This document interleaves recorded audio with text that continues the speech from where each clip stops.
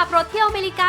2023 EP 5 และนี่คือตอนสุดท้ายแล้ว ขอต้อนรับสู่การตะลุยกินอาหารเม็กซิกัน ประเภทที่เรียกว่า Sonora Mexican Food ซึ่งมีเฉพาะที่รัฐแอริโซนาเท่านั้น โดยเพชรจะไปที่เมืองฟีนิกซ์และทูซอน ไปตะลุยกินไม่ว่าจะเป็นทาโก้ ชิมิชังกาเคสเดีย โซโนรานฮอทดอกสงสัยใช่ไหมว่าคืออะไรกันบ้าง งั้นไปดูกันในคลิปนี้เลย เฮลโล ตอนนี้อยู่ที่รัฐอาริโซนานะคะ ก็ต่อจากที่แกรนด์แคนยอนแล้วก็เซโดนาตอนนี้เพชรไปอยู่ที่ฟีนิกซ์แล้วค่ะ แต่จะบอกว่าที่นี่ร้อนมา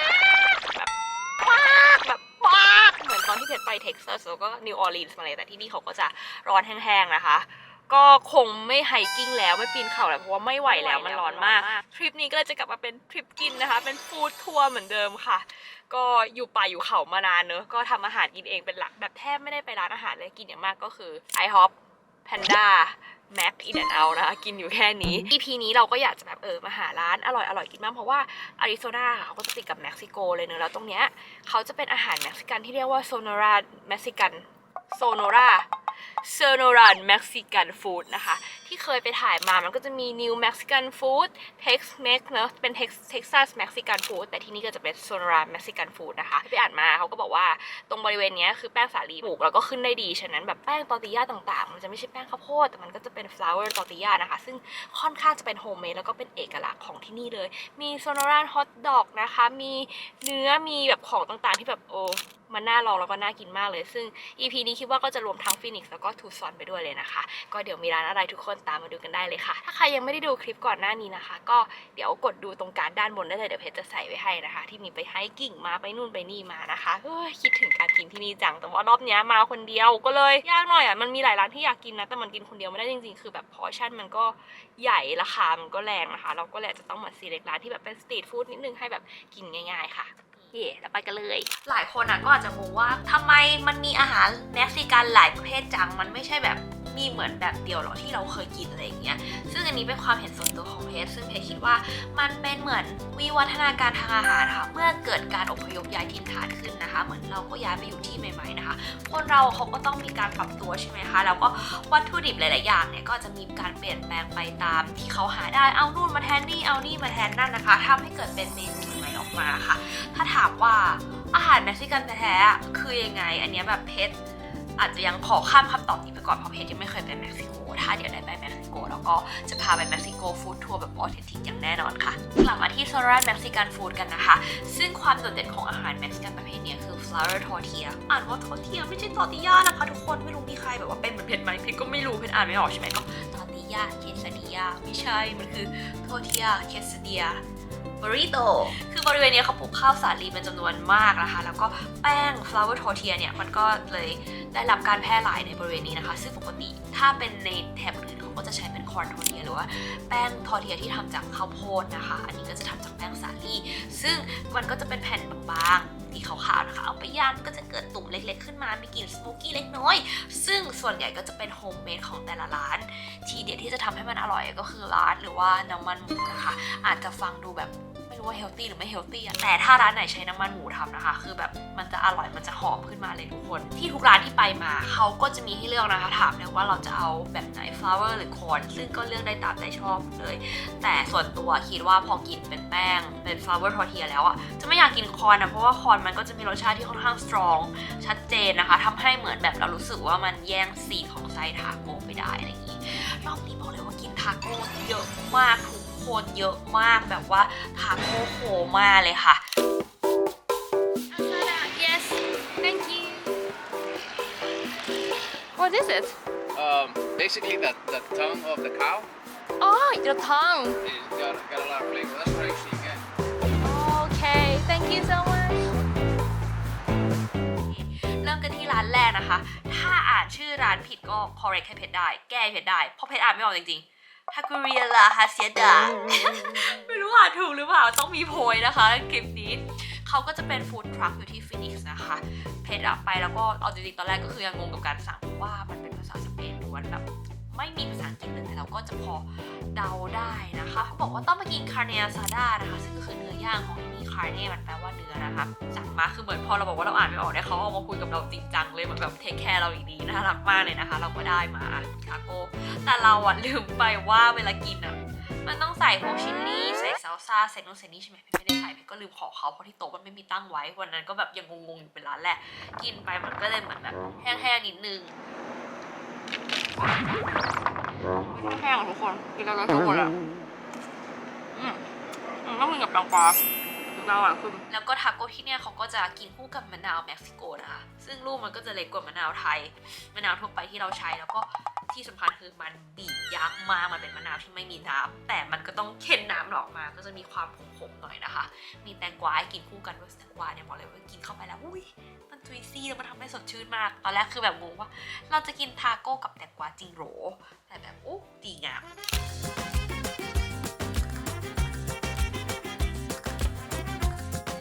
มร้านที่2ของทาโก้นะคะก็ชื่อว่าทาโก้บอยน่าจะเป็นร้านดังของฟินิกซ์เลยทุกคนก็จะอยู่ตรงหัวมุมของถนนเส้นหนึ่งนะคะมีที่จอดรถแล้วก็มีทั้ง drive thru แล้วก็นั่งทานในร้านไปก่อนจอดรถแล้วก็เดินเข้าไปคือเพลงคืออึกกระทึกแบบ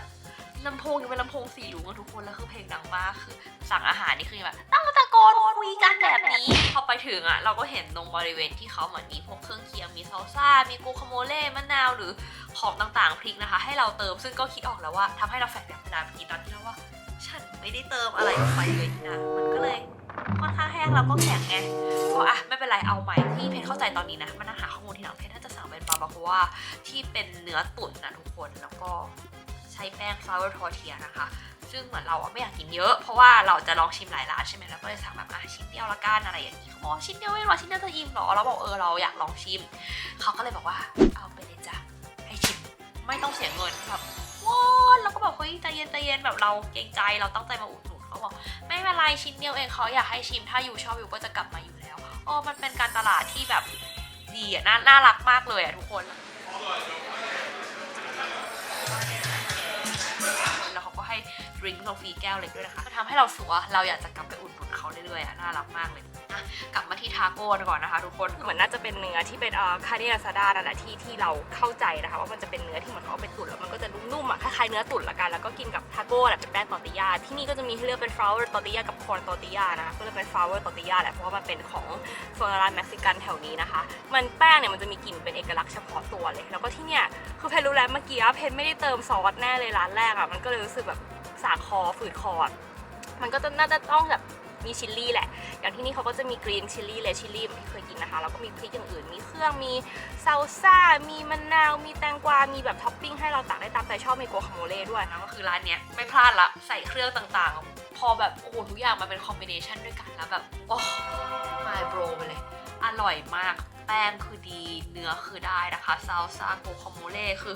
อไม่รู้เหมือนกันว่าจริงๆแล้วมันต้องใส่อะไรยังไงแต่เท่าที่รู้คือตามใจชอบใส่ลงไปแต่ที่เพชรคิดว่าไม่ควรขาดนะก็จะเป็นตัวซาลซ่าค่ะแล้วก็ตัวพริกพริกมันก็จะมีสีเขียวสีแดงอ่อนแดงเข้มมากแล้วแต่ร้านความเผ็ดจะแตกต่างกันไปซึ่งก็ค่อยๆลองดูแต่รู้สึกว่าชอบใส่2 สีผสมกันเราถามคุณนะเราว่ามันใช่คริสต์มาสหรือเปล่าเหมือนที่กินที่นิวเม็กซิโกแล้วเขาบอกมันเป็น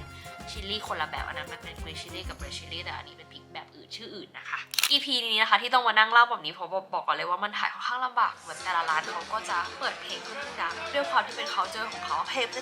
EDM แบบโอ้โหลำโพงใหญ่มากอะไรอย่างเงี้ยซึ่งเราก็ไม่สามารถถ่ายได้ก็เลยคิดว่าเรามานั่งแรปอัพมานั่งเล่าให้ทุกคนฟังแบบเนี้ยน่าจะสนุกแล้วก็เพลินๆกว่าด้วยนะคะยังไม่จบกับทาโก้ค่ะไปกันต่อกับทาโก้ร้านที่3นะคะ The Mexican Coral ร้านนี้ดูคลิปพี่มาร์คแล้วพี่มาร์คบอกว่าต้องมานะคะมาถึงเหมือนเป็นร้านพี่มาร์คเลยเพราะว่ามีแต่รูปพี่มาร์คหน้าร้านข้างร้านในร้านเหมือนเขาน่าจะสนิทกับเจ้าของจริงเราก็เลยบอกว่าเราตามมาร์ควินมากินค่ะมาจากเมืองไทยเลยเขาดีใจมากว่าแบบยูรู้จักมาร์ควินแล้วก็ตามมาร์ควินมาหรอเนี่ยกำลังจะเปิดอีกสาขาหนึ่งในเมืองนู่นนี่นะเนี่ยบาก็ได้คุยกับเขานิดหน่อยเมนูที่ตั้งใจมากินที่นี่คือเอลพาสตอร์นะคะเอลพาสตอร์ก็จะเป็นหมูค่ะเราก็เลยสั่งเป็นเคซาบิเรียอ่านผิดขออภัยชิ้นหนึ่งด้วยต่างมา2 ชิ้นแล้วก็หมูเขาค่อนข้างนุ่มเลยทุกคนคือถ้าเทียบกับร้านอื่นที่กินมาก่อนหน้าเนี่ยเนื้อมันจะแบบดูบางอันมันจะแห้งๆหน่อยเนอะกับอีกอันนึงที่แบบเป็นเนื้อตุ๋นเนอะคืออันนี้หมูไม่แห้งแล้วก็นุ่มด้วยทั้งที่แบบเฮ้ยหน้าตามันดูแบบธรรมดาส่วนอีกอันนึงเป็นเคซาบิเรีย ไม่รู้อ่านออกถูกหรือเปล่าอ่านไม่ออกคือมันเป็นเคสดิยาค่ะทุกคนแต่ว่าข้างในก็คือเขาจะมีให้จุ่มกับน้ำที่เป็นน้ำคอนซูเม่ที่เป็นน้ำต้มเนื้อด้วยมันก็จะแบบหวานๆอร่อยแต่เพจคิดว่าร้านเนี้ยเขาใช้เป็นคอนตอร์ติยานะคะรสชาติของแป้งมันจะต่างกับร้านที่กินมาก่อนหน้านี้เลยคือแบบถ้าเป็นแป้งข้าวโพดเนี่ยมันจะกลิ่นข้าวโพดชัดเจนแบบขึ้นมาเลยแต่ว่าถ้าก่อนหน้าเนี่ยมันจะไม่ค่อยแย่งซีนเท่าไหร่ก็จริงๆแล้วแต่ชอบอร่อยทั้งสองแบบเลยหลังจากกินทาโก้ไปทั้งหมด3ร้านนะคะรู้สึกว่าไม่ไหวละฉันต้องพอละขอเปลี่ยนไปเป็นของหวานบ้างก็เลยไปกินรัสปาโดสนะคะ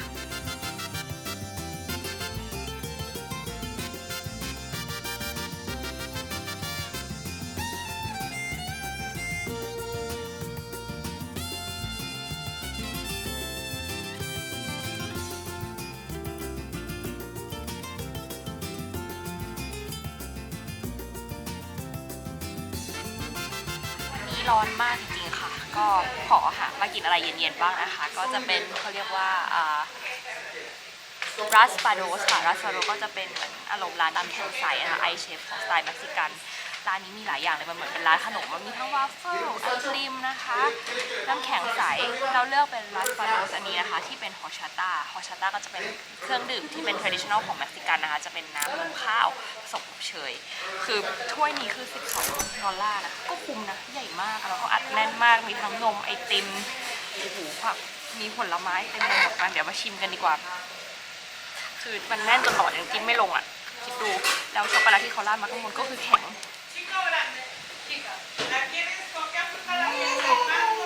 ไอติมวานิลาดีมากหอมมาก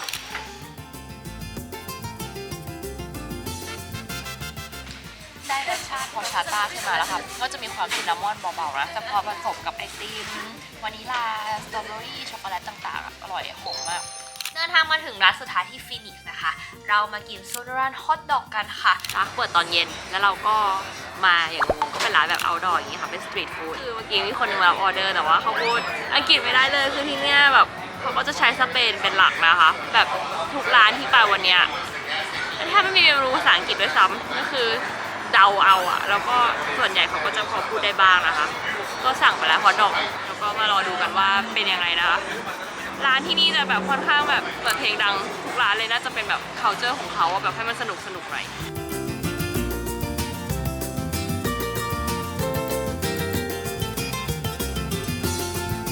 ได้ฮอทดอกมาแล้วนะคะเขาก็จะใส่เครื่องมาแน่นๆเลยเหมือนจะมีใส่ถั่วใส่โกคาโมเล่มะเขือเทศมีคาราบิโยมาให้ด้วยนะคะแล้วก็เป็นซอสขนมปังคือนุ่มมากทุกคนมีคนมาเล่นกีตาร์มีคนมาร้องเพลงด้วยร้านนี้มีดนตรีสดด้วยค่ะงงไปอีกงงมากกินไปกินมามีดนตรีสด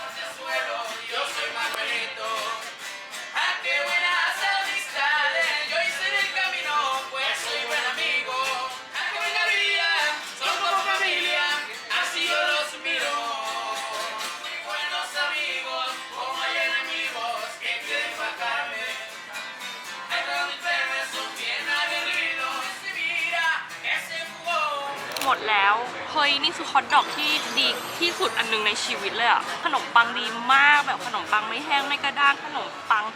นุ่มหอมอร่อยตัวไส้กรอกคือแบบกัดไปแล้วฉ่ำมากเครื่องทุกอย่างโอ้โหมันเข้ากันดีมากแบบมันอูมามิมากอันนี้แบบอย่างวะเรานี่เราไม่ได้ expect อะไรเลยอะเราแบบว้าดีโคตรอะทุกคนถั่วก็อร่อยหมดเลยกินเกลี้ยงเลยตอนแรกคิดว่ากินไม่หมดแน่นอนเพราะกินขนมปังไม่เก่งอะแต่นี่คือกินไม่เหลือเลยค่ะร้านนี้ดีมากตามที่มาอีกเหมือนเดิมนะคะร้านนี้และที่สำคัญคือ$5เท่านั้นชิ้นที่เพชรสั่งนะคะก็โอ้แฮปปี้มากๆอย่าลืมมาลองนะคะกับฮอทดอกแบบนี้แล้วเพชรขอแถมให้อีกร้านที่ไม่เกี่ยวกับเม็กซิกันซึ่งมีแอบไปกินมาเหมือนกันวันหนึ่งจะเป็นพิซซ่านะคะชื่อว่าพิซซ่าเบียนโกร้านนี้ดังมากเลยมีทั้งหมด2สาขา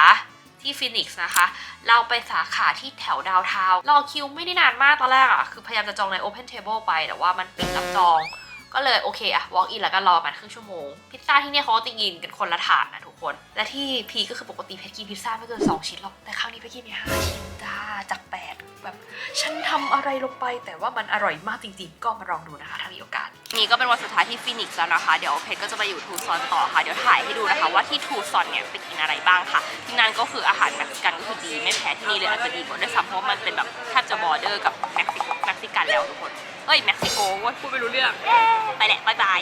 จบจากฟินิกส์นะคะเราก็จะมาต่อกันที่เมืองทูซอนซึ่งความตั้งใจเนี่ยเพชรตั้งใจจะมาเยี่ยมคุณนาซึ่งเป็นเพื่อนสนิทของมาที่เขาอยู่ที่นี่นะคะแล้วก็มากินทาโก้ด้วยคุณนาก็จัดให้ค่ะแล้วก็พาไปหลายร้านเลยทุกคนไปกันที่ร้านแรกนะคะชื่อว่าร้าน Los Tacos Abson APSOS ร้านเนี้ยเจอคนเม็กซิกันก็เลยลองถามเขาดูเขาก็เลยแนะนำร้านนี้มานะคะคือไปถึงก็ยังงงอยู่เหมือนเดิมทุกคนเพราะว่าร้านก่อนหน้านี้ว่าชื่อเมนูมันเยอะแล้วร้านนี้มันเยอะขึ้นไปอีกแล้วแบบนี่มันดูแอดวานซ์กว่าที่ฟินิกส์อะด้วยไส้หรืออะไรต่างๆนะคะคือมันไม่ได้มีแค่หมูเนื้อไก่อะไรแบบนี้นะมันมีเครื่องในด้วยแล้วแบบไม่เข้าใจแต่ละอย่างมันคืออะไรอย่างเงี้ยก็คือคุยกันไปคุยกันมาก็สื่อสารกันงงบ้างถูกบ้างนะคะแต่ก็สุดท้ายก็คือสั่งมาได้นะคะทุกคนตอนนี้อยู่ที่ทูซอนแล้วนะคะคุณนาพามากินทาโก้ซึ่งงงเหมือนกันว่าสั่งอะไรมาแต่ก็ น่ากินมากทุกคนน่ากินที่นี่เรียกได้ว่าคอนทอร์เทียหรือว่าจะเป็นฟลาวเวอร์ทอร์เทียนะทอร์เทียนะไม่ใช่ทอร์ติย่าอย่าอ่านผิดเหมือนที่ผ่านมา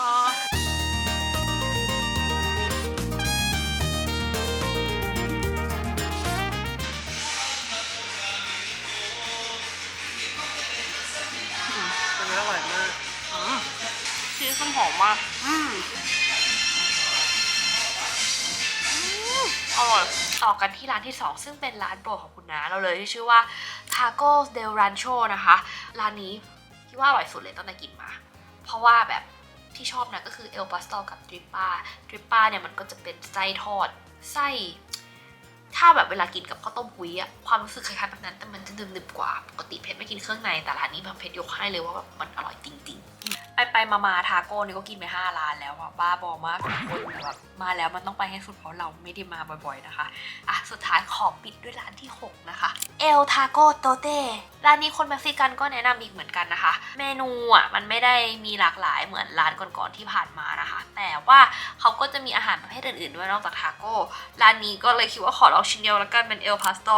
ตัวหมูนุ่มโอเคแต่ว่าถ้าถามรสชาติก็ยังไม่ได้ว้าวขนาดนั้นยกให้ตัวซาลซ่าแล้วก็พวกเครื่องพริกต่างๆร้านเนี้ยคือที่สุดเลยทุกคนลืมบอกไปว่าทุกร้านที่ลองทาโก้มาเนี่ยลองเป็นฟลาวเวอร์ทอร์เทียหมดเลยนะคะเพราะว่าตามที่บอกไปกินมาเพชรชอบมากกว่าคอนจบกับซีรีส์ทาโก้แล้วค่ะทุกคนแต่ยังไม่จบคลิปนะคะเพราะว่ามาแล้วก็ต้องกินอย่างอื่นบ้างที่ไม่ใช่ทาโก้ทุกคนที่นี่มันก็มีอาหารเม็กซิกันฟู้ดอื่นๆอีกนะคะแต่ถ้ามาแล้วควรลองก็คือชิมิชังกาซึ่งเขาบอกว่ามันคิดค้นที่บริเวณแถบนี้นะคะจะเป็นบริโต้ทอดหน้าตามันก็จะคล้ายๆอาหารแนวนิวเม็กซิกันที่เพชรเคยไปกินนะคะแต่ส่วนผสมกับรสชาติมันก็จะต่างกันเรามากินร้านที่ขึ้นชื่อของเมืองเลยที่ชื่อว่ามีดิโตอาจจะเห็นว่าเพชรต้องก้มดูนิดนึงเพราะเพชรจำชื่อร้านแล้วก็รายละเอียดไม่ค่อยได้นะคะมันร้านหนึ่งขออภัยด้วยค่ะคือร้านนี้คิวยาวตั้งแต่ไม่เปิดเลยเราไปประมาณ10 ครึ่งร้านเปิด11 โมงก็คือมีคิวแล้วดีว่าเข้าไปแล้วได้นั่งเป็นรอบแรกเลยทุกคนแต่จะบอกว่าให้เตรียมตัวให้ดีคิดไว้เลยว่าจะสั่งอะไรลองดูรีวิวนะคะเพราะว่าเราคิดไปคิดมารอกันไปรอกันมาก็เลยช้าทุกคนกว่าเขาจะกลับมารับออเดอร์เราอีกรอบแล้วเขาก็จะทำทีละโต๊ะนะคะแล้วก็พอชานอาหารเนี่ยบอกเลยว่ามันใหญ่มากจริงๆแต่ว่ามันอร่อยมา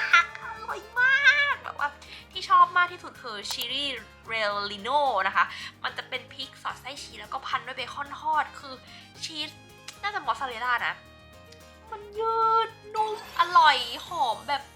คือเราเป็นคนชอบฮาลาพิโยแล้วก็พริกเม็กซิกันด้วยอยู่แล้วทุกคนมันเลยแบบนี่เหมือนเป็น MVP ของร้านนี้ของวันนี้เลยคือร้านนี้อร่อยทุกเมนูทุกคนแล้วก็อีกอย่างที่ไม่ควรลืมลองนอกจากที่ลองมาทั้งหมดแล้วก็คือโนปาเลสนะคะหรือว่าแคคตัสจะกินเป็นเครื่องเคียงหรือจะกินเป็นในเมนูมีหลายอย่างเลยจบกับซีรีส์อาหารเม็กซิกันทั้งหมดค่ะมีอีกร้านอยากแนะนำเหมือนกันถ้ามาทูซอนคือเมืองนี้เพชรรู้สึกเป็นเมืองที่ underrated ไม่ค่อยมีใครรู้จักไม่ใช่เป็นเมืองที่ดังแล้วก็มีร้านอาหารที่ดีมากๆหลายร้านเลยเรามาต่อคิวอีกแล้วค่ะทุกคนไปไหนก็ต้องต่อคิวนะคะกับร้านขนมปังชื่อดังของเมืองที่ได้รางวัล Jam Bread Award นะคะกับร้าน Barrel Bread เป็นขนมปังที่อบสดใหม่ทุกวันแล้วก็คิวยาวมากแล้วนั้นไปวันเสาร์โอ้โหเอาอีกแล้วต่อคิวก่อนร้านเปิดชาวอเมริกันนี่ก็ชอบต่อคิวไม่แพ้คนไทยนะทุกคนเรารู้สึกว่ามันเป็นการ challenge มากเลย anyway เราก็ได้ขนมปังมาทุกคนขนมปังแบบเชดดาร์ฮาลาปิโยโฟคาเชียรัสติกซื้อมาหลายอย่างจริงๆจำไม่ได้ว่ามีอะไรเพราะว่าคุณน้าเลือกเราก็แบบเข้าไปโบแต่ถ่ายขนมปังนี่คือชิ้นใหญ่มากเอามาลองเป็นหมอนได้เลยก็คือเก็บไว้กินได้หลายวันเลยทุกคนชิมเลยก็คืออร่อยมากเอากลับมาที่บ้านมาฮีทใหม่มากริลใหม่นะคะกินกับชีสกินกับซอสซ่าอย่างอื่นนะคะมันสุดยอดนะทุกคนคือ เราก็ปกติชอบกินข้าวใช่ไหมกินแต่อะไรที่แบบข้าวเขาก็ทำเมนูเดิมๆแต่พอมาที่นี่ได้กินอะไรใหม่ๆรู้สึกว่าแฮปปี้ก็เฮลตี้มากๆเลยค่ะก่อนจบคลิปนะคะยังไม่หมดใกล้หมดยังไม่หมดพูดว่าจะหมดหลายรอบแล้วนะขอแนะนำอีก2ร้านง่ายๆนะคะสำหรับที่ทูซอนก็จะมีอีจี้ที่จะเป็นฟาสต์ฟู้ดของที่นี่ขายแซนด์วิชเหมือนซับเวย์นะคะแต่เขาก็จะมีเหมือนเลมอนเหมือนน้ำไม่รู้ว่าน้ำปั่นหรือคล้ายๆน้ำแข็งใสไหมหรือ